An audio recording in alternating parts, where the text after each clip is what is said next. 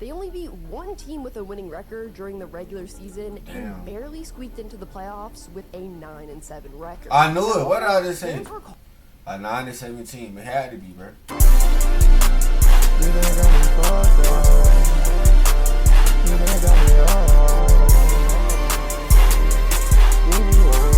What's good, YouTube? I'm back with a YouTube video, bruh. And today, my nigga, we got the worst team to ever win a Super Bowl. Now, look, we got something out of the ordinary, my nigga. And I'm not gonna lie, my nigga, I never a day in my life thought about a video like this. Like, what? Who? The worst team to win the Super Bowl? Like, what was it, like a 9-7 team to win the Super Bowl or some shit? Gotta be. So, my nigga, if you new here, bro, leave a like, comment, and subscribe down below. Follow me on all my social underscore X, link in the description as well. On the road to 800 subs. Let's get a lot of follow likes this video. Let's get to it.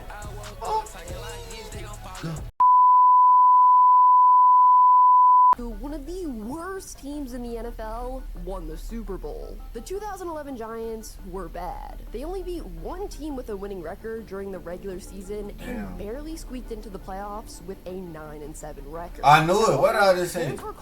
A 9-7 team. It had to be, bro. Calling for their coach's job, and analysts wrote them off as an afterthought. But somehow, against all odds, this team pulled off one of the most improbable runs in NFL history. They took down some of the league's most dominant teams, dethroned Tom Brady's Patriots in the Super Bowl, and cemented their place in football history. But how did a team with so many flaws manage to climb to the top? Right from the beginning, it was clear that this Giants team was far from dominant. Quarterback Eli Manning was coming off a season where he threw a league-leading 25 interceptions. But to make matters even worse, he lost some of his most reliable targets in wide receiver Steve Smith and tight end Kevin Boss to free agency. The offensive line, a once strong unit, was also undergoing changes. The loss of veteran leaders like Rich Soibert and Sean O'Hara left the group a bit underwhelming. But this team believed in themselves. During the preseason, Eli Manning claimed on the Michael Kay show that he considers himself to be in the same breath as Brady. A bit of a wild claim from someone who just threw 25 interceptions a year prior, but hey. See, now look, Eli, you lucky Instagram wasn't, or TikTok, or Twitter wasn't around at that time, because you would have been getting clowns, man. We know this. Giants fans wanted to hear. Confidence is a good thing, right? To start the 2011 season, the Giants took a 14-28 beating from the Washington Redskins. Eli Manning, who claimed to be in the same category as Tom Brady, struggled to find his groove, failing to throw a single touchdown while tossing an interception. However, the team rebounded in Week 2 with a 28-16 victory over the Rams. And things continued to get better from there as the Giants hit their stride. They had a thrilling Week 3 victory over the Eagles and a crazy Week 4 comeback win versus the Cardinals, with Manning throwing 2 late touchdowns. After a frustrating loss to the Seahawks, they rebounded in Week 6 with a 27-24 win over Buffalo. All of a sudden, the Giants found themselves in their bye week with a record of 4-2. Despite all the criticism and analysts predicting that they would finish third in their division, the Giants seemed kind of unstoppable, and no one could have predicted who would be stepping up for them. A player who went undrafted the year prior and didn't have a single catch during his rookie season, Victor Cruz. Once he got his shot, Cruz exploded onto the scene. Hey, I'm not gonna lie, when Cruz popped out with that number 3, my nigga, he had so many niggas like, the fuck is this nigga doing? Why the fuck is he there wearing number 3? Now that shit normalized as hell, bro. That shit crazy. The league's most dynamic. That shit's so normal now. It was the injection of energy and playmaking that the Giants desperately needed. Their hot streak didn't end during their bye. They snuck by Miami 20-17 in Week 8 and then found themselves matched up against none other than Tom Brady and the New England Patriots. At this point in the season, the Giants hadn't beaten a team with a winning record. This matchup with New England gave them the chance to do just that. And Eli Manning could finally show us that he belonged in the same breath as Tom Brady, right? Well, actually, yes, he did. With just over a minute left on the clock and starting deep in their own territory, Manning moved the offense down the field with precise throws, including a crucial pass to Victor Cruz that kept the drive alive. The drive ended in a dramatic touchdown pass to tight end Jake Ballard in the back corner of the end zone. threading the needle past the Patriots defense and securing the 24-20 victory. But this game didn't just improve the team's record. It proved that the Giants could go toe-to-toe with the best in the league.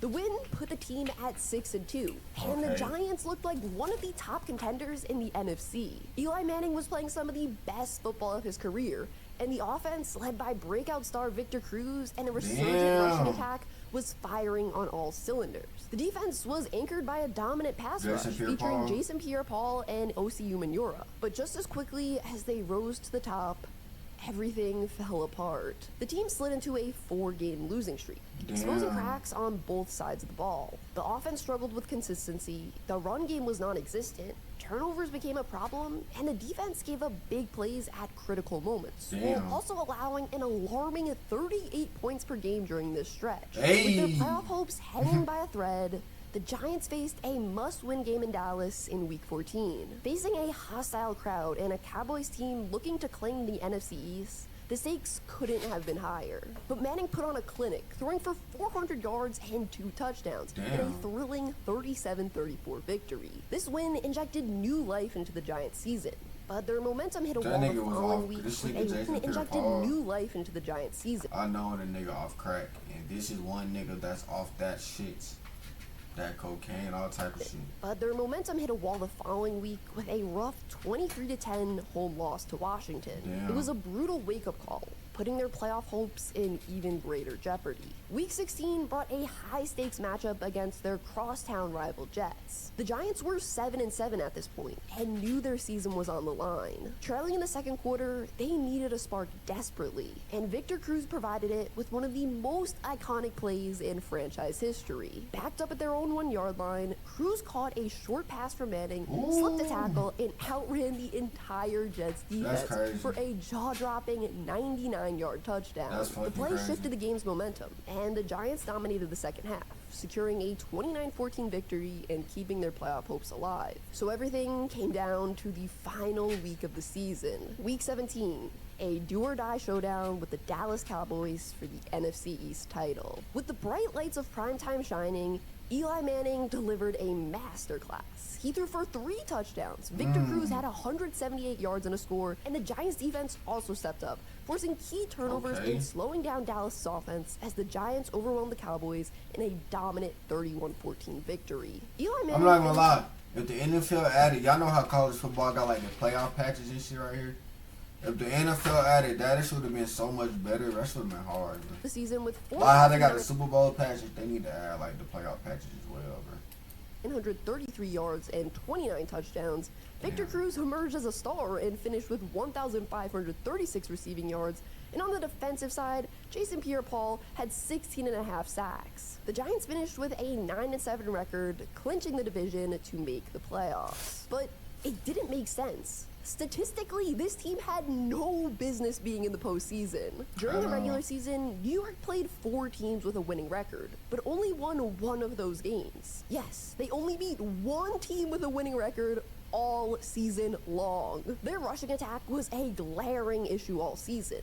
Averaging just 89.2 yards per game, the Giants ranked dead last in the NFL in rushing offense. Their defense wasn't much better, allowing 25 points per game, the 4th worst in the league. That's crazy. Then there's the most insane stat of them all. The Giants finished the regular season with a negative point differential. Over 16 games, they scored 394 points, but allowed 400. And oh yeah, I'm watching you, Mocha.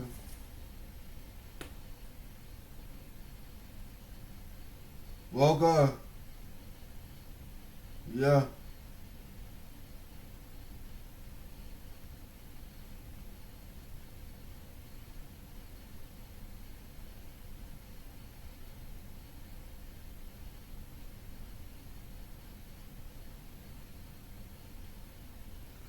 One cat woke up, she. They also only had 2 Pro Bowlers on their roster, Jason Pierre-Paul and Eli Manning. Yet, despite all these numbers, the Giants found a way. They won critical games when it mattered most, leaned on Eli Manning's talent, and had players like Victor Cruz step up in huge moments. Statistically, it didn't make sense. But as the world would soon find out, numbers don't tell the full story of the 2011 Giants. The Giants opened their postseason campaign at home against the Atlanta Falcons. Coming into the game, some thought Atlanta's high-powered offense was going to destroy New York's shaky defense. But instead, the Giants defense delivered a dominant performance. In fact, they didn't allow the Falcons to score a single time. Atlanta's only points were from a safety. It was as if the Giants had flipped a switch. Suddenly, the pass rush was firing all cylinders, and the secondary blanketed every Falcons receiver. On offense, Eli Manning was efficient, throwing for 277 yards and 3 touchdowns. Ahmad Bradshaw and Brandon Jacobs finally got the ground game going, combining for 155 rushing yards, and Hakeem Nicks exploded with big plays, including a 72-yard touchdown. So the Giants ended up walking away with a dominant 24-2 victory and advanced to the divisional round. However, things were about to get a lot more difficult. In the next round, they would have to face off with the 15-1 Green Bay Packers, the reigning Super Bowl champions, who were supposed to send the Giants packing for Cancun. They had Aaron Rodgers, the league MVP, and an offense that could put up points at will. Nobody gave New York a shot. But the Giants had other plans. Manning went toe-to-toe with Rodgers, outplaying the MVP in his own house. Hakeem Nicks turned in another monster performance, torching Green Bay's secondary for 165 yards and 2 touchdowns, including an iconic Hail Mary grab to end the first half. Meanwhile, the Giants' defense disrupted Rodgers all night, forcing 4 turnovers and making the Packers look nothing like the juggernaut they had been all season. When the clock hit 0, the scoreboard read 37-20 Giants. It wasn't just a win, it was a statement. The team that barely scraped into the I'm not gonna lie, after this game, my nigga, I'm giving these niggas the Super Bowl, bro. Like, damn, 37. What the fuck? Had just destroyed the league's best regular season squad. Suddenly, whispers of a potential magical run began to grow louder. But if the Packers game was stunning, what came next was nothing short of insane. From the first snap, it was clear the NFC Championship wasn't going to be an ordinary game. The 49ers defense, led by the ferocious Justin Smith and Aldon Smith, came after Eli Manning with everything they had. Manning spent the night under siege, hit 12 times and sacked 6, as the Giants' offensive line struggled to protect their quarterback. But Manning refused to flinch. Despite the punishment, he stood tall in the pocket, delivering clutch throws to keep the Giants alive. On the other side of the ball, the Giants' defense had their hands full with Vernon Davis, who was a one-man wrecking crew. Davis hauled in a 73-yard touchdown early that brought San Francisco's crowd to life. The game was tied at 10 entering the 4th quarter. But then, Vernon Davis struck again, another touchdown to give the 49ers the lead. But Manning responded, and by the time the clock hit 0, it was tied up, and we were going to overtime. At this point, it felt like no one had anything left to give. The defenses continued to dominate. Punt after punt came, until out of nowhere, the moment came that would decide it all. Kyle Williams, the 49ers punt returner, mishandled a punt deep in San Francisco territory. The ball bounced loose. A moment of pure chaos. My nigga, fair catch it, bro. Fair catch it and go to far home, bro. Giants pounced. Their sideline erupted as they secured possession, putting kicker Lawrence Tynes in a position to drill the 31-yard game winner. That's crazy. The New York Giants were advancing to the Super Bowl, and they were now one step away from completing an unthinkable mission. Yeah, that's crazy. I know they bro, they're probably like, what the fuck? How the fuck did we? What? No, I know they crazy insane right now.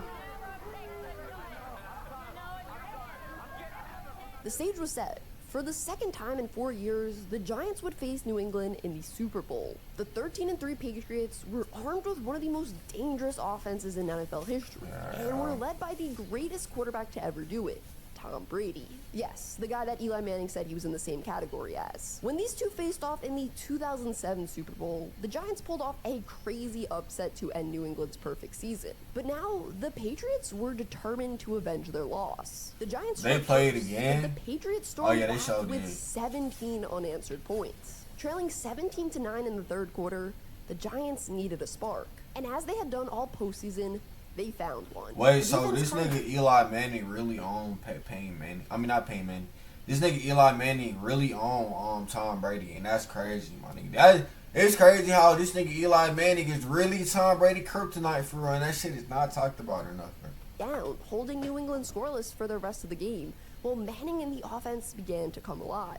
With a little under 4 minutes left in the fourth, the Giants found themselves down 15-17 and a long way to go. Everything was riding on this final drive. On the first play of the drive, Manning dropped back and delivered a perfect 38-yard pass to Mario Manningham along the sideline. Manning and the Giants continued to drive down the field and ended it with Ahmad Bradshaw's 6-yard touchdown run, giving the Giants a 21-17 lead with under a minute left to play. Funny thing about this play is the Patriots defense was actually trying to let him score so less time would come off the clock and Brady had more time for a... I'm dead. This nigga was happy as hell. Little did he know what the fuck was coming. Like, I'm not gonna lie. Yeah, I do this a lot in college football. Like, if I know the time going down, I'm not finna have no time. I'm just let them score. Best bet. Potential game-winning touchdown drive. And you can see Bradshaw realize this, and he tries to stop before he gets to the end zone, but his momentum is just too much, and he kind of falls into the end zone. But it's very obvious that he didn't mean to score. Brady had one final chance. With 5 seconds left, he attempted the game-winning Hail Mary from midfield, but couldn't connect. So the New York Giants were Super Bowl That's champs fucking crazy. against You not seeing that no more. That shit rare. You not seeing no 97 team going nowhere nowadays, bro. If you want to see that, my nigga, you better just watch some highlights, twin. I'm not going. Full odds, this team with one of the league's worst defenses and dead last rushing attack had shocked the world. They became the first team in NFL history to win the Super Bowl with a negative point differential during the regular season. If you guys want to know about another underdog team that won the Super Bowl, Oh, I might have to watch that one. Do y'all want that video next? How a backup quarterback won the Super Bowl? I watched that Super Bowl live too, but let me know if y'all want that. That's the 2018 Super Bowl. But if I enjoyed the video, bro, leave a like, comment, subscribe down below. Follow me on all my socials on the screen next to me. Look in the description as well. On the road to 800 subs, and I catch up with you in the next one. Peace.